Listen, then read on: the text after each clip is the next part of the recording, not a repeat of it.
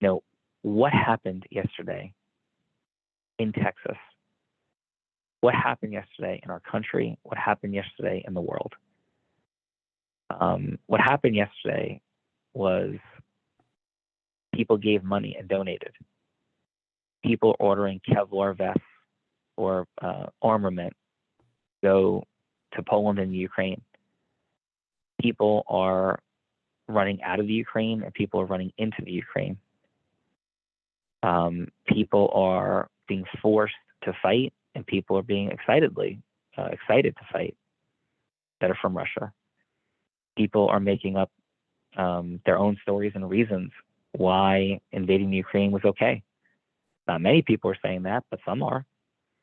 We're tying it to historical, religious conflicts. People are invoking the name of God about it. Some people are invoking the name of Adolf Hitler and Nazis. Some people are laughing and incredulous and throwing up about it. People are kidnapping children, enslaving them, and sexual and women in the Ukraine and in New York and in Texas and in California and in Florida. And people are doing all of these things. Guys, just help out with some communication dynamics. Thank you. And all of these things are happening continuously. Nothing I have said is to minimize what is happening in Texas. It is also an offer of realizing that what we choose to focus on as news is a choice that somebody makes. And is this news and should it be considered? Absolutely. And is everyone there deserving of prayers? Absolutely. But I've thought about a lot of things over many, many years, you know, as a political science major from Columbia University, and things that my professors asked as questions, some of which I agree with, some of which I disagree with. But a great question that was asked is, you know, how do we even decide what questions we ask? How do we even decide what prayers we give? And when something is in our Facebook, Twitter, ABC, NBC, CBS, MSNBC, CNN, or Fox headline, that's what grabs our attention. And so yesterday morning, when we didn't pray and we didn't have a moment of silence for people, children were murdered. They were enslaved. Babies had atrocities that we don't even want to think about, talk about, or become present to committed against them. And it was a lot more than 17. 1 million babies yesterday who were alive, given birth to, were, 3 months old, 6 months old, 9 months old, 12 months old, 18 months old, 24 months old, had atrocities that I won't even speak into, to scar and wound and traumatize people on this call for this day. So my first point is empathy and prayers for the people in Texas. My second point is empathy and prayers for everyone in the world suffering physical trauma and harm and wrongdoing. And those people are many. My third point is to consider how you want to go about your day today and why.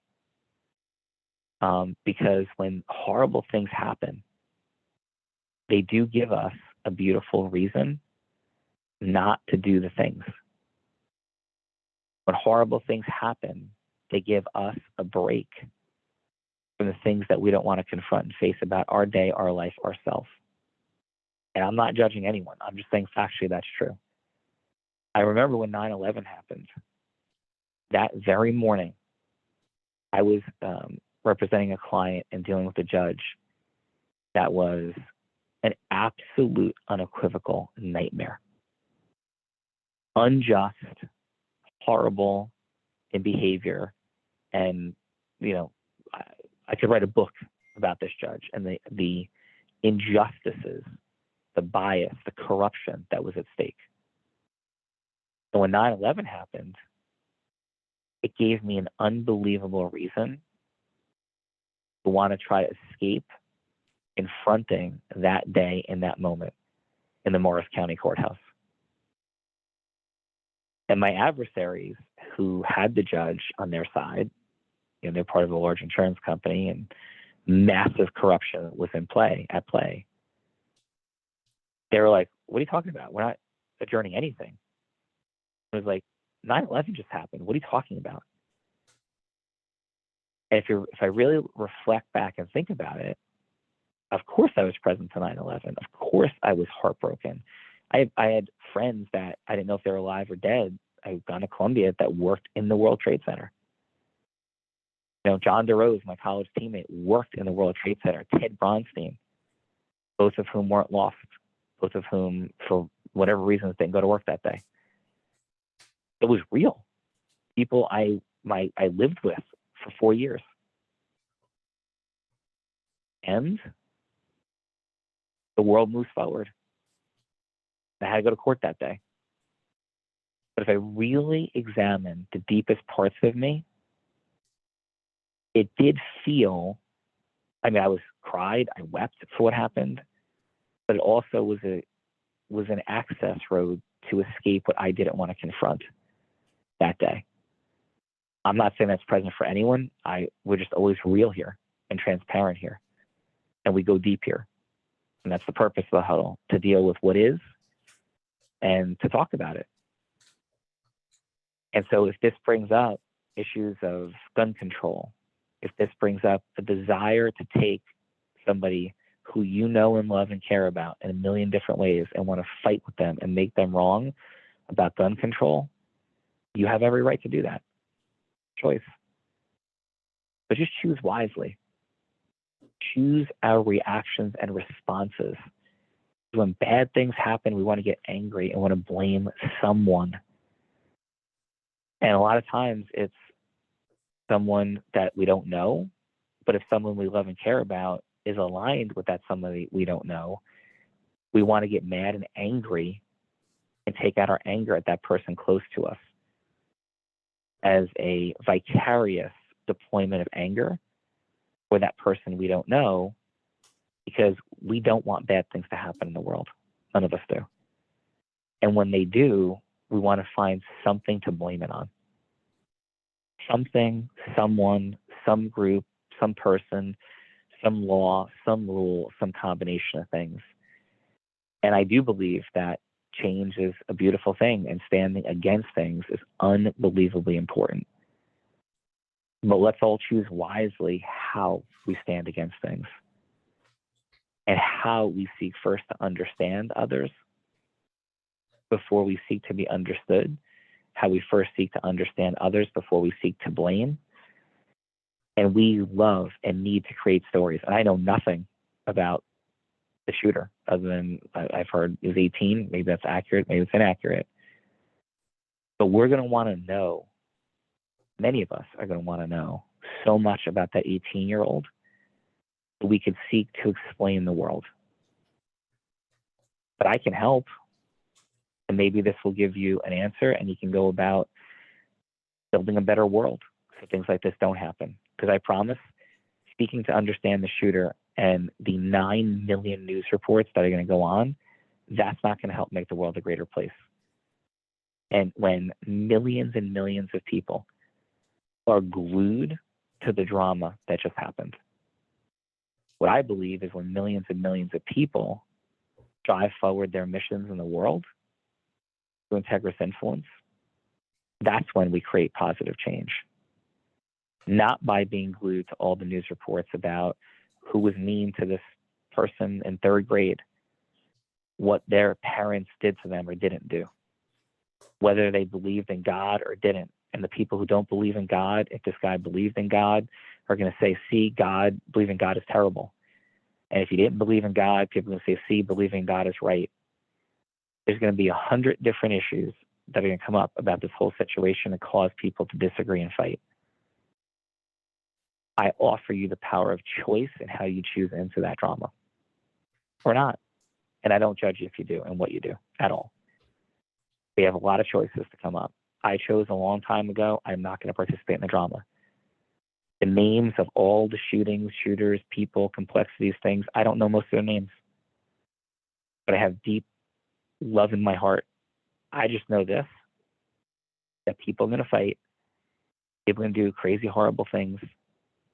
in the privacy of their own home and publicly.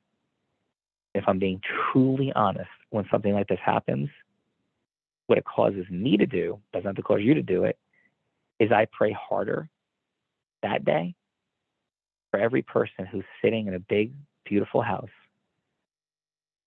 with a husband that beats them and or molests their children that nobody knows about. Because that's happening in the 6 figures of children, not in the 5, not in the 4, not in the 3, and not in double digits. And because it is so prevalent and so normal, we just forget about it. And then every time there's a murder of drama or a mass shooting of drama, we focus on that because it's so unusual. And we can sit here all day and go, it's not unusual, but of course it's unusual. Because if it wasn't unusual, we wouldn't be talking about it. Shark attacks are unusual. That's why we talk about them when they do happen. Abuse, beating, trauma, murder, sexual abuse is normal. That's why we don't talk about it. And I give you those things to ponder as you consider how you want to relate to today, and I honor however you want to relate to it. However you want to relate to it. Just remember that your conditioning, conscious and unconscious, has caused how you're going to relate to it. And the way I used to relate to things like this is the way most people do. I was glued to the television. I would talk to 50 people about it. I would make it the topic of conversation for the day because that's what everybody in my family did. And then at one point, I broke up with that reality. You don't have to. I'm not making myself better or less than anybody else. I'm just saying that there is a very conscious path of choice around it and what it means.